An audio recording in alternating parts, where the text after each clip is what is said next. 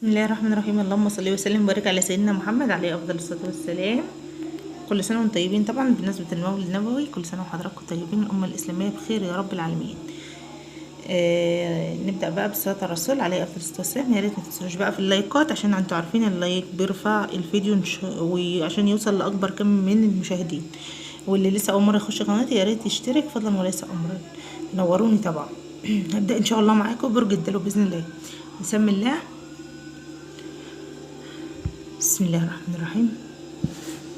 اول حاجه عندك يا برج الدلو، ان شاء الله ان شاء الله عندك طاقه فرج. بسم الله ما شاء الله ما شاء الله. انت عندك فرج قريب ان شاء الله يا برج الدلو. بسم الله ما شاء الله، حتى باين حتى في الطبق وهيبان في الفنجان. ما شاء الله عليك، فنجانك حلو، مش هنكر اللي هو حلو. الرزق جاي لك الفتره اللي جايه في اول ان شاء الله ان شاء الله من شهر 10 باذن الله. كل حالتك الماديه هتبقى عال العال كمان.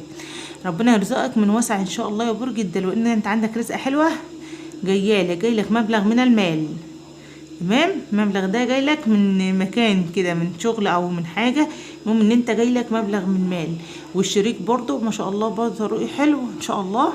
جاي لك رزق من برضو من عند الشريك ومنك برضو ان شاء الله. يعني انت من شهر 10 هيبدأ الدنيا كلها هتتفتح وكل الطرق هتتفتح عليك، وديونك الحمد لله انت بدأت خلاص. يعني قربت ان انت يعني ديونك تبدأ ربنا يرزقك. بدأت تسد، يعني قربت ان انت تخلص الديون اللي عليك، وربنا يفرجها يا رب ويفك ضيقة كل متضايق. قادر يا كريم جميع الابراج يا رب. وعندك كمان يا برج الدلو، عندك كمان بص، انت مشكلتك يا برج الدلو حاجة واحدة. انا قلتها لك كذا مرة، اللي انت دايما لسانك موديك، هو اللي موديك ورا الشمس على طول. ودايما انت محسود يا برج الدلو، عندك حسد بطريقة فظيعة الفترة دي، جامد جامد يعني بطريقة وحشة. انت دايما عندك تحس ان انت تعبان، بتشتغل اي حاجة اي شغل تحس ان انت بتقع. دايما مش بتقع يعني يغمى عليك، لا بتقع يعني بتهبط، تحس ان انت جسمانيا استهلكت. كل طاقتك بتخلص، تحس ان انت تعبان دايما عاوز تنام. ده طبعا من التفكير، لانك يعني انت بتفكر كتير يا برج الدلو.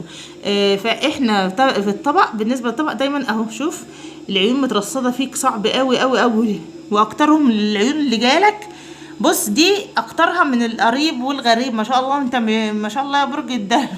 اللهم اللهم ولا اعتراض، انا مش بجد انا بتريق من غير زعل. بس انت عندك حسد صعب قوي اهو. بس انت عندك زي ما قلت لك الخير اهو، شوف فين جاي لك في الطبق ما شاء الله، جميع الجهات.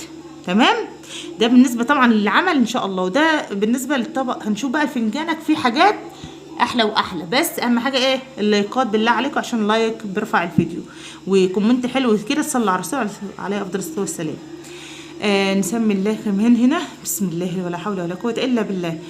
نبدا اول حاجه. بص يا برج الدلو، انت عندك مشكله، في بعض منكم عنده مشكله او كان عنده مشكله. تمام، المشكله ديت كانت مسببه لك ان انت خسرت مبلغ من المال، او حد ضحك عليك، او في حاجه في امر حصلت لك الفتره اللي فاتت، خسرت مبلغ من المال. تمام، بس انت ان شاء الله ربنا يعوضك خير ان شاء الله، والمال ده هيرجع لك باذن الله. بس انت قول يا رب ان شاء الله ربنا يعوضك خير، لانك انت بسم الله ما شاء الله عليك يا برج الدلو.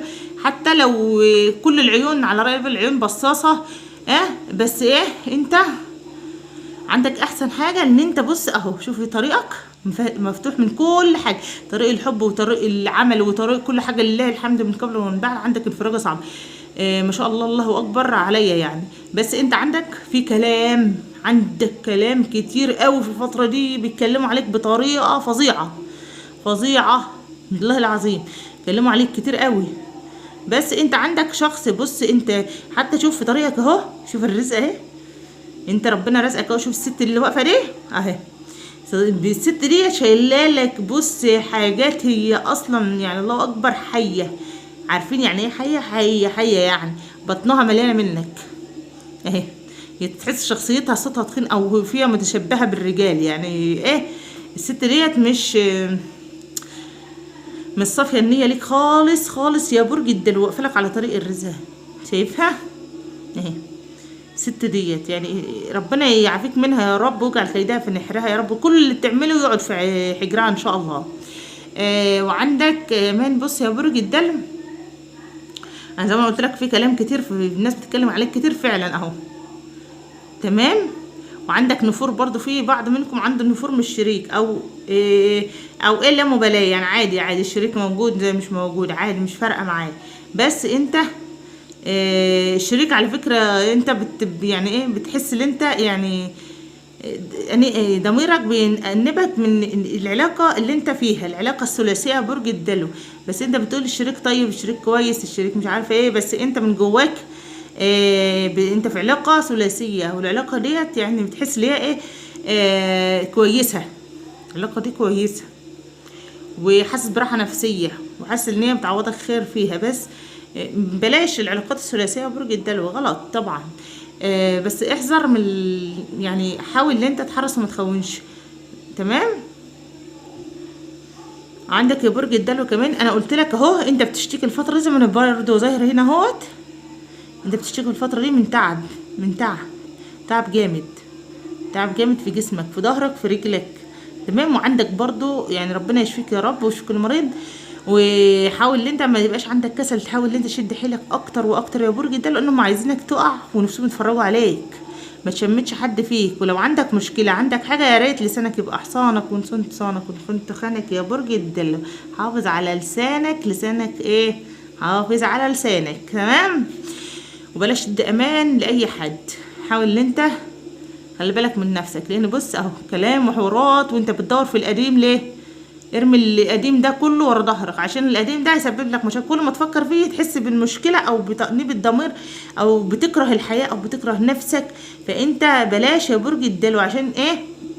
اكتر المشاكل جايه لك من تبع الاهل. فارمي ورا ظهرك وحافظ على نفسك، وابدا صفحه جديده، وما تشغلش بالك باي حد خلقه ربنا غير نفسك واولادك، لا اكتر ولا اقل، وبيتك. نصيحه مني يا برج الدلو.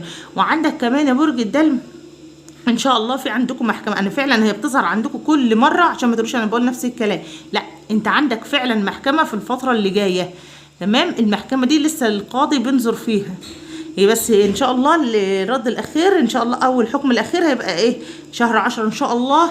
هيبان لك ان كنت انت، ربنا ان شاء الله هينصرك على الطرف اللي انت عامل قبله القضيه، او في حاجه يعني ان شاء الله، ان شاء الله ربنا ينصرك عليه باذن الله.